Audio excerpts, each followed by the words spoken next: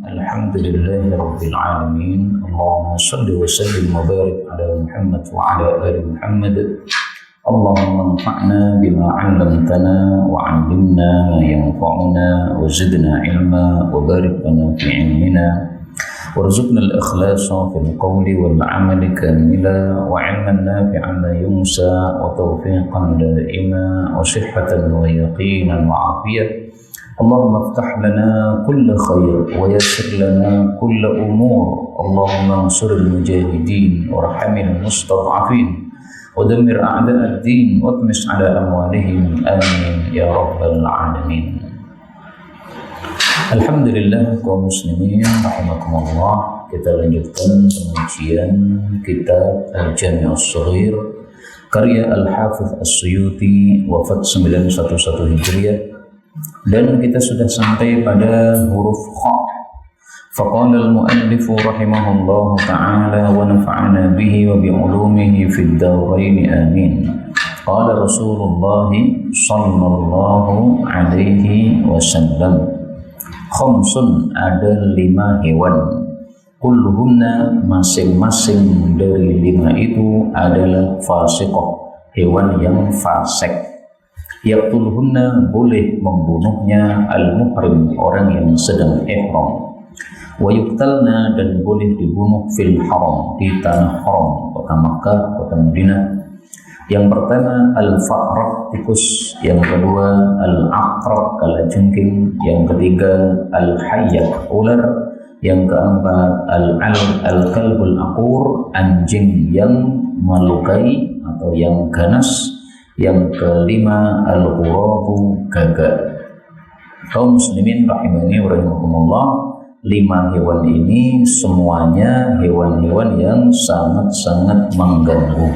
Makanya disebut dengan nama fasik ya. Jadi fasik itu maksudnya keluar dari kebiasaan. Biasanya binatang tidak seperti ini. Nah, ini binatang keluar dari rata-rata binatang yang lain yang banyak kerusakannya, maka disebut fasik. Ada juga yang mengatakan disebut fasik itu karena haram untuk dimakan, karena Allah menyebutkan sesuatu yang haram dengan istilah fasik pada Al-Quran. Dzalikum fisq, pada surat Al-Maidah ayat 3 ya. Ini fasik maksudnya apa? Haram. Kemudian sudah kita bahas kemarin bahwasanya al-ghurab, gagak, ini ada 2 pendapat. Ada yang mengatakan semua gagak dan itu hadisnya lebih banyak, lebih sahih.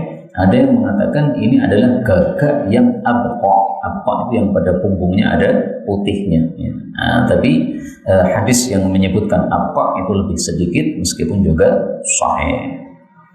52 khamsu layalin, ada 5 malam, la turaddu, yang tidak ditolak, fihina, pada 5 malam tadi, ad-da'watu, doa.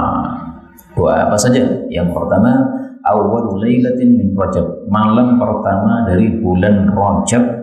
Yang kedua lailatul nisfi min Sya'ban, malam tengah di bulan Sya'ban ya, berarti tanggal 15. Yang ketiga lailatul Jum'ah, malam Jumat. Yang keempat lailatul fitr, malam Idul Fitri. Yang kelima lailatul nahr, malam Idul Adha. Tapi hadis ini derajatnya palsu sehingga tidak bisa dijadikan sebagai dalil. Dari 5 ini yang kita temukan ada fadilahnya yang sahih, itu adalah malam nisfu Sya'ban. Rasulullah SAW bersabda tentang malam nisfu Sya'ban, hadisnya disahihkan oleh para ulama. Kata kuncinya adalah lailatu an-nisfi. Idza kana al-lailatu, inna Allah Ta'ala, sesungguhnya Allah Ta'ala, la yatli'u fi lailatin nisfi min Sya'ban, melihat pada malam nisfu Sya'ban, yaitu kepada manusia di bumi. Fayaghfiru li jami'i khalqih, lalu mengampunkan semua makhluknya, illa li musyrikin aw musyahin, kecuali 2 orang tidak diampuni. Yang pertama orang musyrik tidak diampuni, yang kedua orang yang bermusuhan sesama muslim, ini juga tidak diampuni. Nah, maka inilah fadilah malam nisfu Sya'ban yang sahih hadisnya. 53 khamsun, ada 5 minal fitrah, termasuk dari fitrah. Yang pertama al-khitan, tatak. Yang kedua, al-istihdad, mencukur bulu kemaluan dengan sesuatu yang tajam. Yang ketiga, qassus syarib, memotong kumis. Yang keempat, taqlimul anfar, memotong kuku baik kaki maupun badan. Yang kelima, natful ibd, mencabut bulu ketiak. Hadis ini sahih. Yang dimaksud fitrah itu adalah sunnahnya seluruh para nabi, dari Nabi Adam sampai Nabi Muhammad SAW. Kecuali khitan ini yang pertama kali melakukannya adalah Nabi Ibrahim. Nabi-nabi sebelumnya belum ada syariat khitan. Kemudian kata-kata 5 ini tidak untuk membatasi. Kenapa? Karena Rasul SAW mengatakan ashrun minal fitrah. Ada 10 termasuk dari fitrah. Hadis riwayat Muslim. Nah, makanya kaidah mengatakan al-adadu la mafhuma lahu. Adad atau jumlah itu tidak memiliki mafhum, maksudnya tidak untuk membatasi. Lah kenapa Rasulullah mengatakan 5? Karena waktu itu Rasulullah diberitahu oleh Allah 5, sampaikan 5. Lalu ditambah oleh Allah jadi 10, sampaikan 10. Ini jawaban yang pertama. Jawaban yang kedua, Nabi menyebutkan 5 karena ingin menekankan 5 hal ini. Sementara ada fitrah-fitrah yang lain yang beliau tidak tekankan. Ini yang ditekankan. Kemudian ini natful ibd, mencabut bulu ketiak. Ini kata-kata mencabut ini paling utama dilakukan sesuai lafalnya. Jadi untuk ketiak dicabut, untuk bulu kemaluan istihdad, dicukur, untuk kumis dipotong. Tapi seandainya dibolak-balik, untuk bulu ketiak tidak dicabut tapi dipotong, sah, tapi kurang utama. Adapun untuk bulu hidung, maka ini saya belum menemukan yang sahih, adanya hadis yang dhaif bahwasanya bulu hidung itu juga dicabut. Wantifu, cabutlah asy'ar alladhi fil anaf, bulu yang ada di hidung. Ini riwayat Ibnu Adi, derajatnya juga dhaif. Tapi sudah pernah saya praktekkan, Pak. Bulu hidung dicabut, enggak berdarah, tapi ya sakit nih, dan langsung bersin karena geli. 5, Pak, silahkan dicoba ya. Hadis dhaif enggak apa-apa, dicoba, bukan masalah hukum ya. Khamsun, 5 perkara minat dawabi, dari binatang melata, kulluhunna, masing-masingnya adalah fasikun, fasik, tadi sudah dijelaskan ya. Yuktalna, yang dibunuh fil haram, di tanah haram, tanah Makkah. Yang pertama al-ghurab, gagak, dan sudah dijelaskan tadi ada 2 pendapat. Yang kedua al-hidaah, yaitu burung elang. Yang ketiga aqrab, kalajengking. Yang keempat fa'rah, tikus. Yang kelima al-kalbul aqur, anjing yang melukai atau anjing yang ganas. Gagak ini keburukannya apa? Dia biasa mematuk punggungnya onta sampai terluka, dan dia biasa mencongkel matanya onta sehingga berdarah. Ini keburukannya gagak. Elang, keburukannya apa? Dia biasa mencuri makanan ya. Orang punya daging dijemur, diambil. Punya nasi dijemur, diambil gitu. Kalajengking, ini ada bisanya ya. Tikus ini sudah ngerikiti. Kemudian kalab ini anjing, ini berlaku juga untuk semua binatang buas. Jadi kata-kata kalbun dalam bahasa Arab itu bermakna 2. Bermakna sempit yaitu anjing, bermakna luas yaitu binatang buas. Nah, ini mencakup semua binatang buas yang lain karena di belakangnya ada kata-kata aku yang artinya melukai atau ganas. 5. Khamsun, ada 5 perkara minat dawabi, ya, dari binatang melata, laisa 'alal muhrim, yang tidak ada bagi orang yang muhrim, fi qatlihinna, di dalam membunuhnya, junahun, dosa. Ya, tidak dosa berarti boleh, ya, dan tidak ada hukuman atau damnya, tidak ada. Yang pertama al-ghurab, gagak. Yang kedua hidaah, elang. Yang ketiga fa'rah, tikus. Yang keempat aqrab, kalajengking. Yang kelima kalbul aqur, anjing atau binatang buas yang melukai atau yang ganas tadi. Nah, ini diperselisihkan oleh para ulama, kenapa kok boleh dibunuh, alasannya atau ilatnya apa. Kata Imam Syafi'i, ilatnya ini adalah semua ini binatang-binatang yang tidak boleh dimakan. Gagak nggak boleh dimakan, elang nggak boleh dimakan, tikus nggak boleh dimakan, kalajengking nggak boleh dimakan, anjing nggak boleh dimakan. Berarti semua binatang yang tidak boleh dimakan maka boleh dibunuh pada saat ihram, ya, menurut pendapat yang pertama.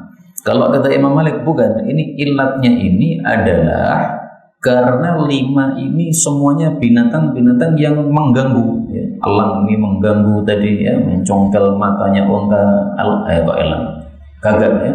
Kemudian elang ini mengganggu, mencuri makanan, tikus, kemudian kalajengking dan anjing, ini semuanya mengganggu. Maka semua binatang yang bersifat mengganggu hukumnya seperti ini, yaitu apa? Kalau dibunuh oleh orang yang ihram tidak masalah, tidak ada fidyah padanya. Demikian pendapat Imam Malik rahimahullahu ta'ala. 5. Khamsun, ada 5 min haqqil muslim, dari haknya orang muslim ala muslim, yang wajib atas muslim yang lain. Yang pertama, raddut tahiyyah, menjawab salam. Di sini kalimatnya raddu, menjawab. Dalam hadis yang lain mengucapkan salam ketika bertemu. Nah, berarti 2 hal ini, ya. Memulai salam itu adalah hak atau kewajiban, kemudian menjawab salam juga adalah hak atau kewajiban. Hanya saja dari sisi hukum berbeda. Kalau menjawab ini wajib, kalau memulai salam hukumnya sunnah. Yang kedua, wa ijabatud da'wah, dan memenuhi undangan, maksudnya undangan makan. Undangan makan ada 2. Yang wajib itu yang undangan makan walimah, yang sunnah itu yang selain walimah. Yang ketiga, syuhudul janazah, menghadiri jenazah.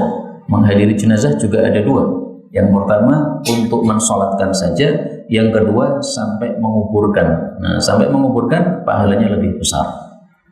Yang keempat, wa iyadatul marid, menjenguk orang sakit. Yang kelima, wa tashmitul atis, dan mendoakan orang yang bersin idza hamidallah, kalau dia memuji Allah Subhanahu wa ta'ala. Ini hadis disahihkan oleh Al-Albani. Dan di sini dikatakan 5. Ini bukan untuk membatasi, karena dalam hadis yang lain Rasulullah SAW menyebutkan 6. Hakul muslim 'alal muslim sittun, haknya muslim atas muslim yang lain ada 6. Kalau berjumpa salamlah. Kemudian ada tambahan wa idzastansahaka, kalau dia minta nasihat padamu famsah lahu, maka nasihatilah dia. Ini tambahnya. Tambahnya apa? Kalau minta nasihat dikasih nasihat. Nasihat itu artinya keinginan baik, kehendak baik, butuh kebaikan dari kita, dipinjami uang atau apapun, ya, sesuai dengan kebutuhannya orang itu. Maka kita disuruh untuk berbuat baik kepadanya. 57. Khamsun, ada 5 perkara minal iman, termasuk iman kepada Allah Subhanahu wa ta'ala. Man lam yakun, barang siapa yang tidak ada fihi, pada dirinya, syai'un, sesuatu, minhunna, dari 5 perkara ini, fala imana lahu, maka tidak ada iman baginya. Maksudnya imannya tidak sempurna. Apa itu? Yang pertama, at-taslim, pasrah li amrillah, terhadap perintah Allah Subhanahu wa ta'ala. Jadi disuruh oleh Allah, manut, pasrah. Wanita disuruh jilbab, pasrah, manut. Disuruh salat 5 waktu, pasrah, manut.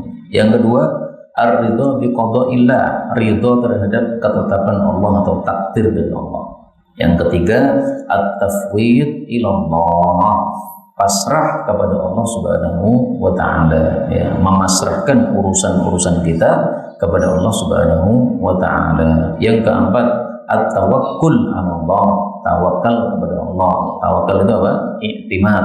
Iktimad itu adalah bersandar. Jadi sandaran kita hanya Allah Subhanahu wa ta'ala, jangan bersandar kepada manusia. Yang kelima, as-sabru, sabar, indah pada saat as-sadmatil ula, musibah yang pertama. Maksudnya ketika dapat musibah, pas awal dapat itu sabar. Kalau pas awal dapat tidak sabar, baru setelah lama baru nyabar-nyabarkan diri. Nah, ini bukan sabar yang paling utama. Sabar yang paling utama adalah inda sadmatil ula, ketika kejadian yang pertama, ya, awal terjadinya musibah tadi. Tapi hadis dengan lafal seperti ini memang tidak sahih. Ini hadisnya dhaif. 58. Khamsun, ada 5 perkara min sunanil mursalin, dari sunnahnya para rasul. Yang pertama al-haya, malu. Yang kedua al-hilmu, aris. Yang ketiga al-hijamah, bekam. Yang keempat as-siwak, bersiwak atau gosok gigi. Yang kelima at-ta'attur, pakai parfum. Hadis ini juga dhaif. Dan yang dimaksud mursalin, para rasul, ini maksudnya adalah para rasul dan para nabi juga, tidak hanya rasul saja. Rasul kan jumlahnya lebih sedikit, Pak, 315. Kalau nabi jumlahnya 124.000 nabi. Nah, para ulama katakan ini yang dimaksud rasul dan para nabi. Semuanya mereka itu orang yang punya malu, mereka itu orang yang aris, mereka itu yang mereka suka berbekam, dan mereka bersiwak, dan mereka pakai parfum. Al-hilm, aris, definisinya apa? Definisinya adalah tidak bersegera untuk menghukum orang, menahan marah, itu aris. Sehingga sebagian ulama mengatakan al-hilmu sa'atus sadr. Aris itu adalah dadanya lapang. Tidak mungkin kita bisa menahan marah kecuali kalau dada kita lapang, ya. Ada orang nabrak mobil kita kemudian lecet, nah tidak marah, tapi menyuruh bertanggung jawab saja, nggak perlu marah. Mungkin dia ngantuk, mungkin dia nggak fokus, ya namanya orang, ya kadang-kadang ada pikiran sehingga ketika pas naik motor nggak fokus, nabrak, tidak harus marah. Apakah kalau marah maka mobil kita jadi tidak lecet? Ya tetap lecet. Nah, daripada marah malah jadi bertengkar antara dua orang, mending ngomongnya yang normal saja, malah dia bisa baik, bisa mengganti dengan dengan lapang dada. Kemudian parfum ini, kenapa para nabi itu suka berparfum? Karena para nabi itu sering ketemuan dengan malaikat, dan malaikat itu tidak suka dengan bau yang tidak enak. Sehingga pakai parfum ini ketika bertemu dengan malaikat itu seolah-olah menjamu para malaikat. Malaikat kan tidak butuh makan, tidak butuh minum kan. Nah, maka para ulama katakan dari kenikmatan yang diberikan kepada manusia, ini yang diterima oleh malaikat itu cuma satu, yaitu ta'atur, pakai parfum. Makan malaikat nggak pernah, minum malaikat nggak pernah, tidur malaikat nggak pernah. Jadi kenikmatan untuk manusia ini yang diberikan oleh Allah kepada malaikat cuma satu ini, mereka berparfum atau mereka suka bau yang wangi. Nah, maka ini seperti menyuguhi mereka sesuatu yang mereka sukai. 59. Khamsun, ada 5 min sunanil mursalin, dari sunnah para rasul dan para nabi, 124.000 nabi. Yang pertama al-haya, malu. Yang kedua al-hilmu, aris. Yang ketiga al-hijamah, bekam. Yang keempat at-ta'attur, berparfum. Yang kelima, ini sebagai tambahan karena tadi sudah ada 5, an-nikahu, dan nikah. Nikah itu adalah sunnah para rasul, jadi semua para rasul adalah menikah. Kalaupun ada yang tidak menikah, itu hanya 1-2 saja. Siapa yang tidak menikah? Disebutkan dalam Al-Quran pada surat Ali Imran bahwasanya annallaha yubashshiruka biyahya musaddiqan bikalimatin minallah wa sayyidan wa hasura. Nabi Yahya itu hasur. Hasur itu tidak menikah, meskipun punya syahwat tapi tidak menikah. Nah, itu hasur. Beda lagi kalau tidak punya syahwat, tidak menikah. Nah, itu karena apa?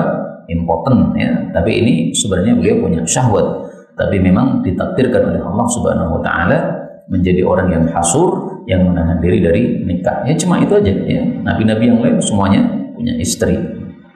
Nabi Isa juga tampaknya tidak menikah. 60. Khamsun, ada 5 man fa'ala, barang siapa yang melakukan wahidatan, satu min hunna, dari 5 itu, karena adalah dhaminan, dijamin alallahi, oleh Allah. Dijamin apa? Dijamin masuk surga. Maka mari kita amalkan salah satu dari 5 ini, dijamin masuk surga. Yang pertama, man 'ada maridhan, barang siapa yang menjenguk orang sakit, nah maka dijamin masuk surga. Dalam hadis yang lain, siapa yang menjenguk orang sakit, selama masih menjenguk orang sakit, seolah-olah berada dalam kebun surga, alias banyak sekali rahmat Allah turun kepada dia.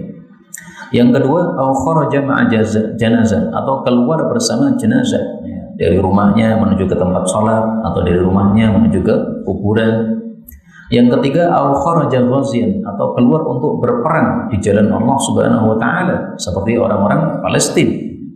Yang keempat, au dakhala, atau dia masuk ala imamihi, kepada imamnya, yaitu Imamul A'zam, yang khalifah, yuridu, yang dia menghendaki ta'zirahu, untuk mentakzirnya.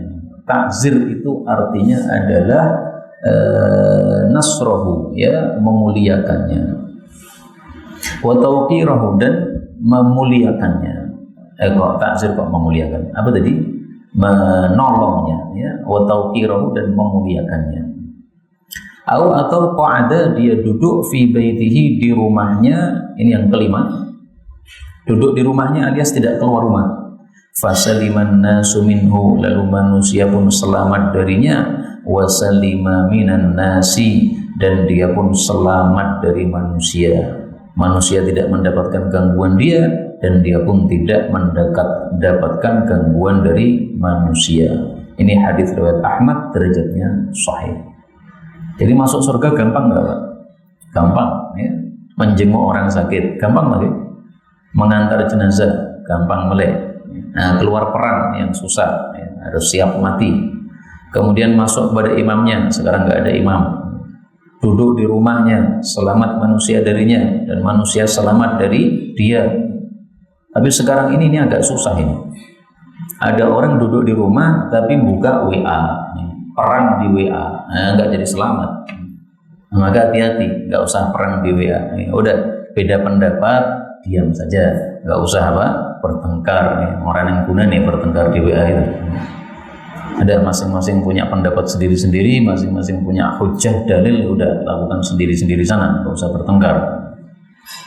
Maka nggak usah dilayani tengkar-tengkar di grup-grup WA gitu, ya, nggak ada gunanya, ngabisin waktu. 61. Khamsun, ada 5 perkara mangkubido, barang siapa yang wafat fi syai'in, pada sesuatu, min guna, dari 5 perkara ini, fahuwa syahidun, maka dia matinya mati syahid. Tapi syahid itu dibagi 2. Ada syahid di dunia dan di akhirat, ada syahid di akhirat saja. Syahid di dunia dan akhirat artinya di dunia tidak dimandikan karena dia mati syahid, dan di akhirat termasuk kelompok orang-orang yang mati syahid. Kalau syahid akhirat saja, di dunia tetap dimandikan, tapi di akhiratnya termasuk kelompok orang yang mati syahid. Nah, dari 5 ini mari kita lihat termasuk syahid yang model apa. Yang pertama, al-maqtul, orang yang terbunuh fi sabilillah, di jalan Allah, yaitu perang, syahidun, yaitu mati syahid. Nah, di sini syahid dunia dan akhirat. Berarti kalau orang Palestina sedang berperang, ya, misalnya para Hamas, ya, berperang menghadapi orang-orang Israel, kemudian mati di medan tempur, nah, seperti ini matinya mati syahid. Sehingga dia tidak dimandikan jenazahnya, dan dia besok di akhirat tergolong orang yang mati syahid. Nah, adapun Ismail Haniyah, ini matinya saya nggak ngerti ini. Ini termasuk yang syahid dunia sehingga tidak dimandikan jenazahnya atau bagaimana? Karena beliau ketika dibunuh itu dalam kondisi perang, ya, maksudnya masih terjadi perang, tapi dalam kondisi bukan pas perang, karena terbunuhnya di Iran, berada di rumah atau di hotel. Nah, kemudian di situ ya memang tidak aman, namanya lagi kondisi perang, gitu. Nah, bisa jadi termasuk yang ini, ya, berarti tidak dimandikan jenazahnya, bisa jadi juga dianggap tidak mati dalam medan sehingga dia matinya syahidnya syahid akhirat. Wallahu a'lam. Bagaimana sikap saudara-saudara kita di sana, apakah memandikan jenazahnya atau tidak? Wallahu a'lam. Yang kedua, wal gharik, dan orang yang tertenggelam fi sabilillah, di medan jihad, syahidun, fi sabilillah, di jalan Allah, syahidun, itu juga mati syahid. Nah, fisabilillah ini tidak harus maksudnya di dalam perang, ya. Maksudnya dia itu tenggelam tetapi mendapatkan ridho Allah Subhanahu wa taala fisabilillah. Misalnya dia sedang bersafar untuk haji, nah, kemudian tenggelam. Nah, itu sudah fisabilillah. Jadi fisabilillahnya di sini umum, tidak harus apa? Jihad fisabilillah. Karena kalimat-kalimat berikutnya menunjukkan itu. Kalau fisabilillah yang pertama ini jelas, ya. Ini adalah apa? Maksudnya yang berperang di jalan Allah Subhanahu wa taala. Tapi yang 2, 3, 4, nah ini semuanya dijelaskan oleh para ulama. Ini sabilillahnya sabilillah umum. Sabilillah tenggelam karena haji, nah, kemudian naik kapal tenggelam, nah, itu syahid. Tapi syahidnya apa ini? Syahid akhirat. Jadi tetap jenazahnya dimandikan. Tapi di akhirat nanti kelompok mati syahid. Yang ketiga, wal mubtun, dan orang yang sakit perut fi sabilillah karena ridha Allah, syahidun, itu juga mati syahid. Ini juga syahid akhirat, tetap dimandikan. Yang keempat, wal mat'un, dan orang yang mati karena wabah penyakit, karena ta'un fi sabilillah, diridai Allah, syahidun, itu juga mati syahid. Yang kelima, wan nufasa, dan wanita yang nifas fi sabilillah, diridai Allah, syahidatun, itu juga matinya mati syahid. Nah, 2, 3, 4, 5 ini semuanya syahid akhirat, sehingga di dunianya tetap dimandikan jenazahnya. Nomor 1 itu yang tidak dimandikan jenazahnya karena matinya syahid dunia dan syahid akhirat. Di sini dikatakan 5, tetapi bukan pembatasan. Kenapa? Karena Rasulullah SAW bersabda, asyhadatu sab'un, mati syahid ada 7, siwal qatli fi sabilillah, selain mati dibunuh di medan perang. Nah, kemudian Rasulullah SAW sebutkan 7 hal tersebut dalam hadis itu sahih riwayat Abu Dawud. Nah, maka 5 ini bukan apa? Bukan pembatasan. Salah satunya apa? Salah satunya ini, Pak. Wal mar'atu tamutu bi jam'in syahidatun. Seorang wanita matinya jam'in. Nah, jam'in ini apa maksudnya ini? Ada 2 tafsiran. Tafsiran yang pertama, jam'in sama dengan tadi nifas, melahirkan anak kemudian mati gara-gara melahirkan anak. Itu berarti bi jam'in, mati syahid. Seperti saudari saya, ya, sepupu saya di Nguruki, nah itu mati setelah melahirkan anak, mati syahid itu, ya, di akhirat nanti kelompoknya kelompok syahid.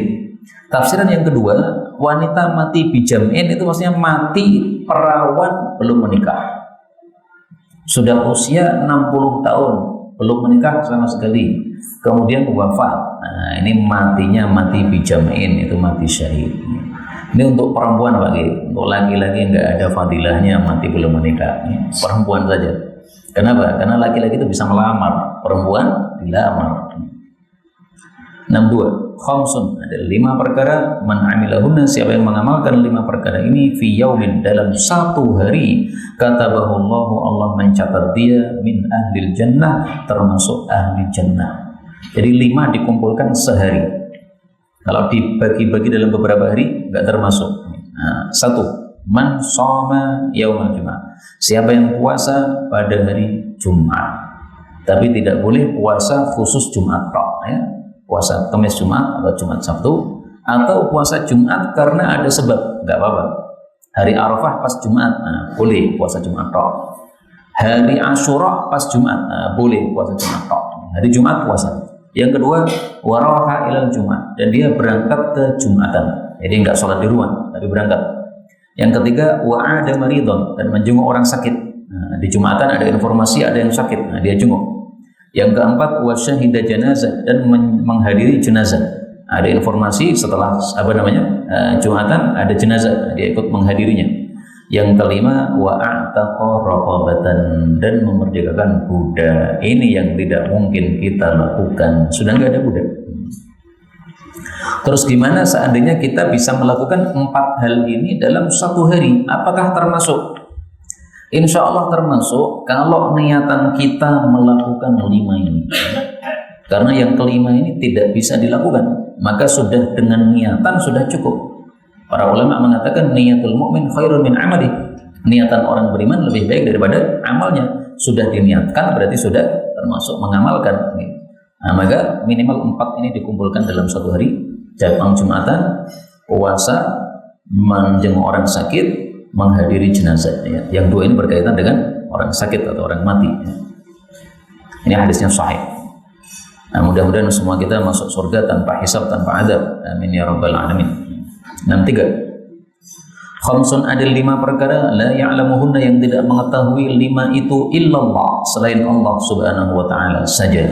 Nomor 1, innallaha, sesungguhnya Allah, indahu ilmus sa'ah, padanya itu ilmu tentang kiamat. Malaikat Jibril enggak tahu, Nabi Muhammad SAW juga enggak tahu. Yang kedua, wa yunazzilul ghaith, Allah itu menurunkan hujan. Maksudnya kapan turun hujan enggak ada yang tahu selain Allah. Adapun manusia hanya bisa memperkirakannya, perakiraan cuaca pastinya enggak tahu. Yang ketiga, wa ya'lamu ma fil arham, dan mengetahui apapun yang ada di rahim. Kalau manusia cuma mengetahui sebagian kecil, itu pun kadang-kadang salah. Kalau Allah mengetahui secara total semuanya. Ini janin laki atau perempuan, ini nanti sehat atau tidak, ini nanti calon ahli neraka atau ahli surga, semuanya diketahui oleh Allah. Yang keempat, wa ma tadri nafsun, dan tidaklah suatu jiwa mengetahui madza taksibu ghadan, apa yang dia lakukan besok hari. Yang kelima, wa ma tadri nafsun, dan tidaklah jiwa mengetahui bi ayyi ardin, di bumi yang mana, di tempat mana tamutu, dia akan mati. Tempatnya saja tidak tahu, apalagi waktunya. Demikian dijelaskan oleh para ulama. Karena kalau tempat itu kadang-kadang manusia tahu, Pak. Misalnya nih, saya sakit di Jawa Timur. Nah, orang-orang kemudian bayangkan, oh ini paling-paling mau mati di Jawa Timur. Bisa dibayangkan begitu, karena sakitnya parah misalnya. Tapi kalau waktu, nggak ada yang tahu. Maka kalimat ini, tempat tidak diketahui di mana kita mati, otomatis waktunya pun lebih tidak tahu lagi. Nah, 5 ini disebut sebagai apa? Mafatihul ghaib, kunci-kunci keghaiban, karena tidak ada yang mengetahuinya selain Allah Subhanahu wa taala. Apakah perkara yang tidak diketahui Allah hanya 5? Ya tidak, ya. Karena 5 ini bukan untuk membatasi. Hanya ini disebutkan oleh Nabi SAW secara khusus, karena waktu itu ada yang bertanya, ya Rasulullah, kunci-kunci keghaiban itu apa? Nah, beliau mengatakan 5 yang tidak diketahui oleh Allah, oleh selain Allah Subhanahu wa taala. Ini disebutkan dalam Quran, ya. Wa indahu mafatihul ghaibi. Surat Al-An'am ayat 59. Hanya milik Allah kunci-kunci keghaiban, tidak ada yang mengetahuinya selain Dia, Allah Subhanahu wa taala. Nah, sahabat ada yang tanya, "Ya Rasulullah, apa ini mafatihul ghaib?" Nah, akhirnya beliau kemudian menjelaskan dengan hadis ini, ada 5. Nomor khamsun, ada 5 perkara laisa lahunna, tidak ada bagi 5 perkara tadi kafaratun, kafar atau penghapus dosa. Maksudnya apa? Maksudnya 5 ini semuanya dosa-dosa besar, sehingga tidak bisa dihapus dengan amal-amal soleh. Salat menghapus ini nggak bisa, ya, harus tobat. Yang pertama apa? Asyirku billah, syirik, harus tobat. Yang kedua, qatlun nafsi, membunuh jiwa bil ghairi haqqin, tanpa hak, harus tobat. Yang ketiga, bahdul mu'min, menuduh orang beriman, harus tobat dan harus minta maaf. Nggak minta maaf nggak bisa. Yang keempat, wal firar minaz zahf, dan lari dari peperangan. Yang kelima, wa yaminun sabiratun, dan sumpah yang menahan, yaktati'u biha, yang dia mengambil dengan sumpah tadi, malan, harta orang lain, bi ghairi haqqin, tanpa hak. Ini disebut menahan, ini karena pelakunya tertahan di dalam neraka. Demikian juga ada yang mengatakan dia ditahan di depan hakim untuk mengungkapkan sumpah tersebut. Tapi ringkasnya maksudnya sumpah bohong untuk mengambil hartanya orang lain. Ini termasuk yang dosa besar. Nah, maka 5 ini tidak ada kafarahnya, alias tidak bisa diampuni dengan amal-amal soleh, harus tobat nasuha kepada Allah Subhanahu wa taala. Jadi perbedaannya dosa besar dengan dosa kecil itu, Pak. Dosa kecil itu bisa terhapus dengan amal-amal baik. Kita ke masjid, ini dosa-dosa kecil, gugur. Kita wudu, dosa-dosa kecil gugur, tapi dosa-dosa besar nggak bisa. Orang kerja di bank riba, kemudian wudu sholat 5 waktu, nggak bisa. Dosa kecilnya dihapus, tapi dosa ribanya masih. Termasuk juga apa itu makes. Makes itu adalah apa namanya pajak. Nah, maka dulu Ustaz Irwandi ditanya, Ustaz, saya ini kerja di perpajakan, gimana nih solusinya? Solusinya keluar, kata beliau. Kenapa? Karena termasuk dosa besar mengambil pajak dari umat Islam. Boleh ngambil pajak menurut mayoritas para ulama dengan syarat pajaknya dikembalikan ke masyarakat. Pajak motor boleh, tapi kembalikan ke masyarakat. Jalannya semuanya halus. Pajak motor tapi jalannya gerunjal, nggak boleh. Nah terus kamu apakan untuk pajak itu? Untuk gaji? Oh nggak bisa. Untuk gaji berarti kan untuk dimakan, nggak boleh. Harus dikembalikan kepada masyarakat. Itu syaratnya boleh mengambil pajak menurut mayoritas para ulama kita rahimahumullah ta'ala. 65. Khamsun, ada 5 perkara. Hunna, yang 5 perkara itu min termasuk qawasimidz dhahr, peremuk punggung. Punggung kita remuk kalau kita melakukannya. Yang pertama, uququl walidain, durhaka kepada kedua orang tua, baik muslim maupun kafir, tidak boleh durhaka. Yang kedua, wal mar'ah, seorang istri, ya'taminuha, mengamanainya, zaujuha, suaminya, takhunuhu, tapi malah dia mengkhianatinya. Mengkhianati ada 2 macam. Yang pertama, mengkhianati dalam dirinya, yaitu berzina dengan orang lain, ditinggal pergi oleh suaminya. Yang kedua, dalam hartanya suami, duitnya suami dicolongi, uangnya diduduti dari apa? Dari dompetnya tanpa izin. Yang ketiga, wal imam, dan seorang imam yuti'uhun nas, ditaati oleh manusia, wa ya'sillah, tapi dia sendiri malah durhaka kepada Allah Subhanahu wa ta'ala. Orang-orang taat kepada dia, tapi dia tidak taat kepada yang lebih atasnya, yaitu Allah Subhanahu wa ta'ala. Nah, ini presiden-presiden kena ini Pak, karena dia kalau buat peraturan ya ditaati oleh rakyatnya, tapi dia sendiri tidak pakai aturan Allah, kena sudah. Ini tidak termasuk qawasimidz dhahr, untuk perusak apa, peremuk punggung dia. Nah, maksudnya remuk di neraka nanti. Yang keempat, warajulun, dan seseorang wa'ada, dia menjanjikan an nafsihi, dari dirinya, khairan, satu kebaikan, fa akhlafa, lalu menyelisih janji, seperti orang-orang munafik yang suka menyelisih janji. Yang kelima, wa tiradul mar'i, dan mencelanya seseorang fi ansabin nasi, pada nasab-nasab manusia, ya. Seperti yang dilakukan oleh orang-orang sekarang, mencela nasabnya para habaib, katanya tidak bersambung nasabnya. Nah, ini termasuk i'tiradil mar'i fi ansabin nas, mencela nasab orang. Padahal yang mencela-cela itu bukan ahli nasab mereka.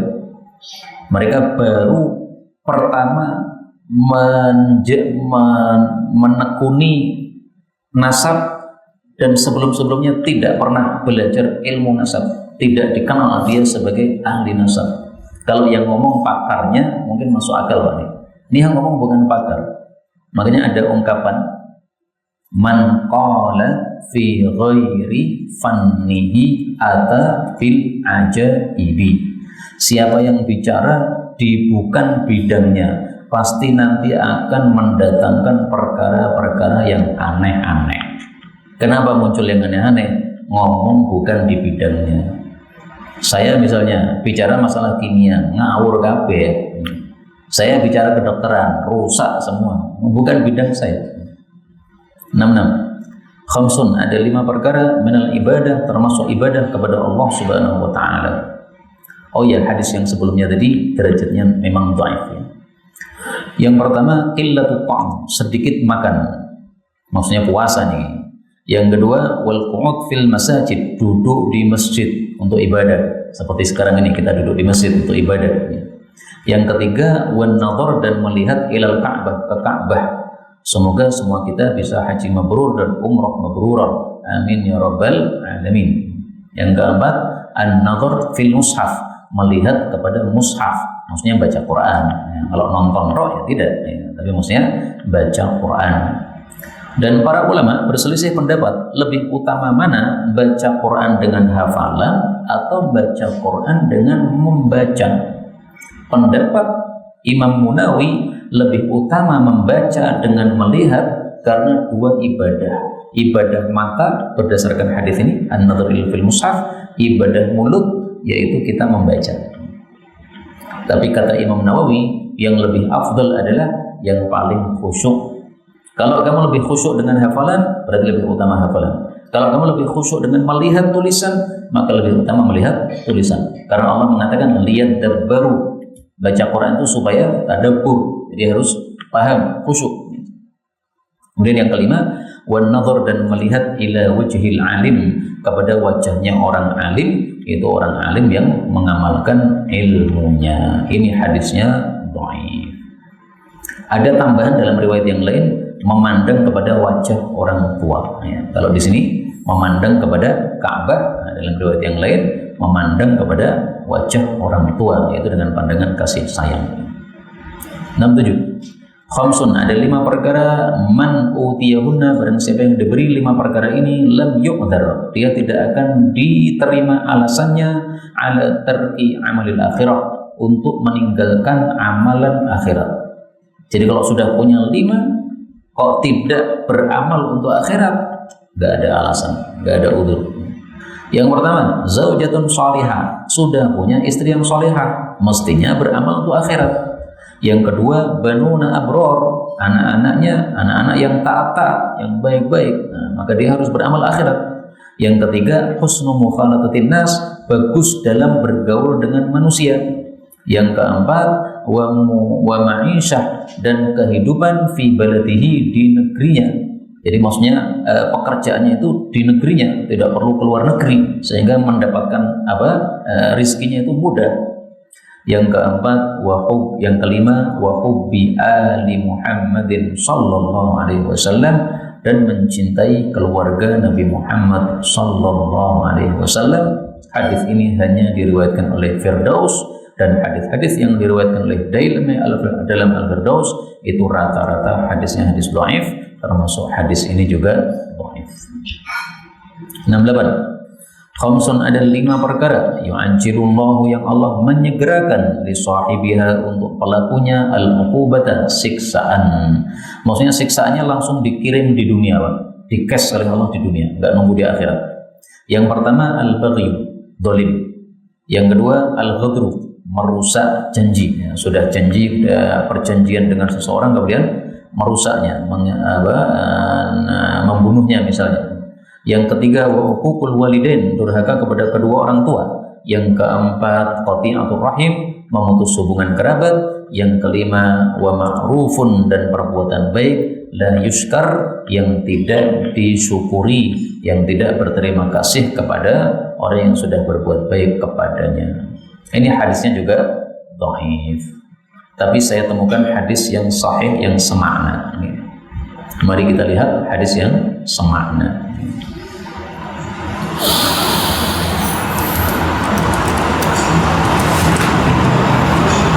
Rasulullah Shallallahu Alaihi Wasallam bersabda, dosa yang sepantasnya disegerakan hukumannya oleh Allah di dunia dan masih ada hukuman lagi nanti di akhirat. Yang pertama, qati'atur rahim, putus hubungan kerabat. Yang kedua, khianat. Yang ketiga, dusta. Berarti qati'atur rahim, ya, ini sahih, kita temukan yang sahih. Kemudian al-baghyu, ini juga kita temukan yang sahih.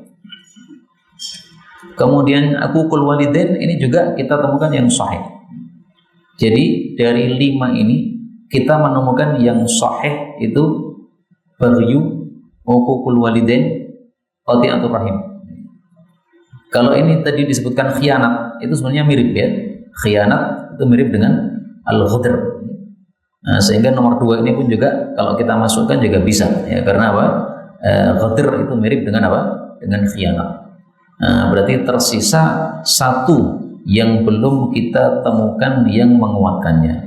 Perbuatan baik orang lain tidak disyukuri, maka dibalas langsung oleh Allah hukumannya di dunia. Wallahu a'lam bishawab.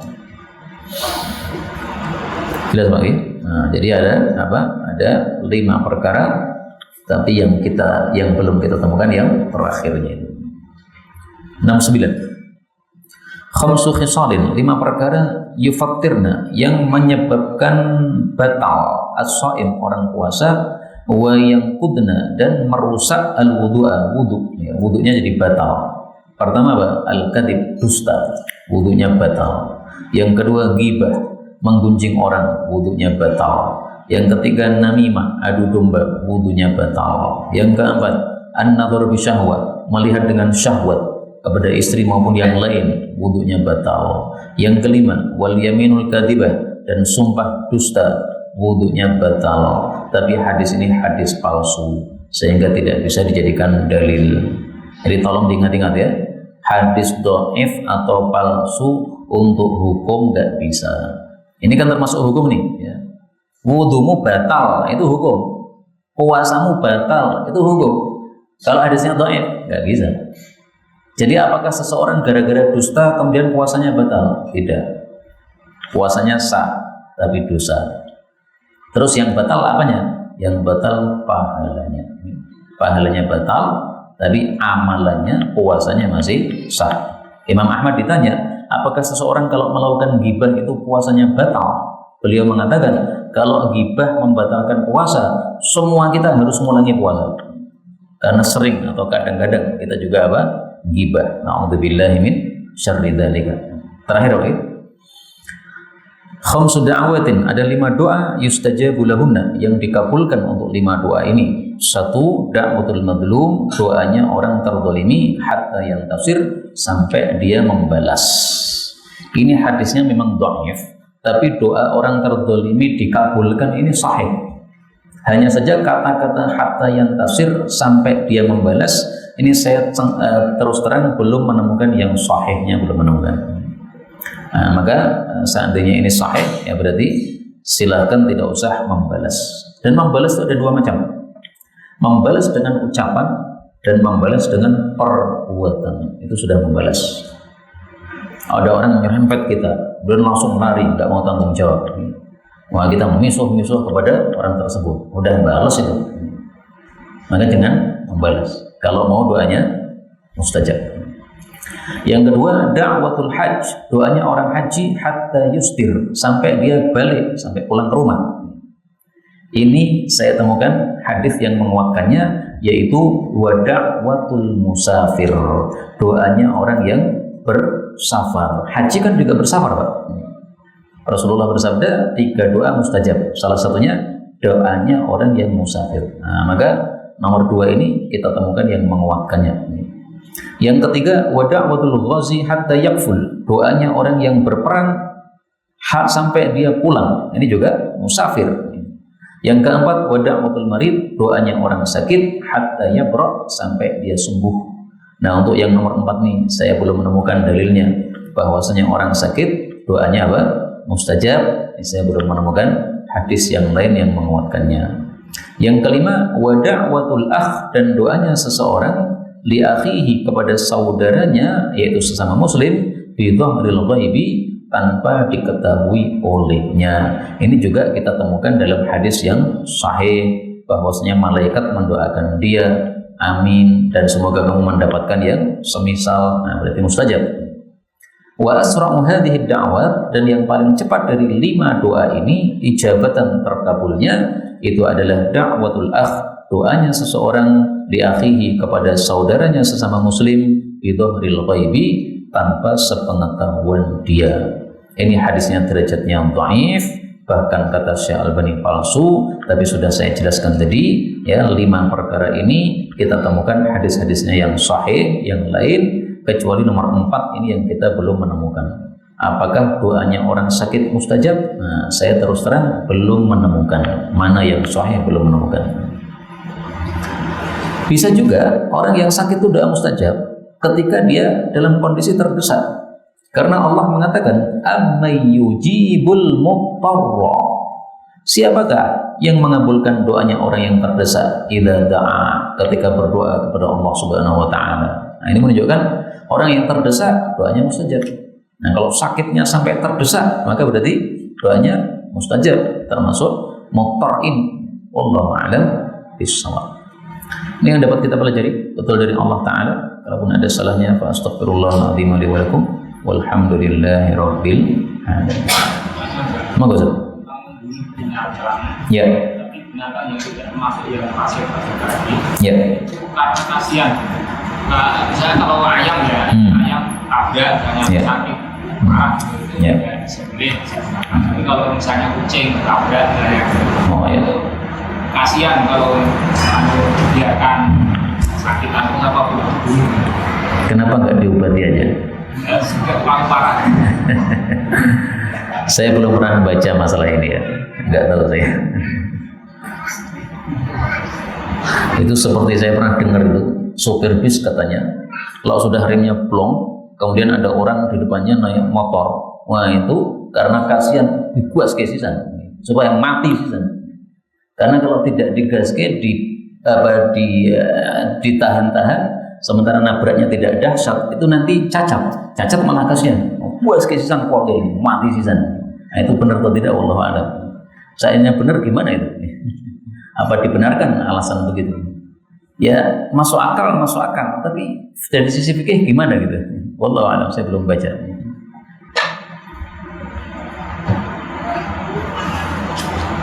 Dan lagi dosa-dosa yang terhapus dengan fungsi Iya. Dosa-dosa kecil dihapuskan oleh Allah Subhanahu wa taala dengan amal-amal saleh. Allah mengatakan dalam Al-Qur'an, alladzina yajtanibuna al-kaba'iral itsmi wal fawahish illa al-lamam. Lamam itu dosa-dosa kecil. Dosa kecil misalnya dicontohkan oleh Ibnu Abbas, yaitu zina-zina anggota tubuh. Zina-zina selain zina kemaluan. Nah, itu dosa-dosa kecil. Tapi la taghtaru, jangan meremehkan, jangan tertipu. Ini berarti dosa kecil, berarti saya gampangkan saja. Enggak, itu malah jadi besar kalau begitu. Tapi ya manusia kadang-kadang ya kalah dengan syahwatnya, tapi ketika pas menang akalnya dia baik, pas kalah dengan syahwatnya dia jadi buruk. Nah, seperti itu yang dimaafkan oleh Allah Subhanahu wa taala. Zina tangan, zina mata dan sebagainya ini. Subhanakallahumma rabbana wa bihamdika asyhadu an la ilaha illa anta astaghfiruka wa atubu ilaik.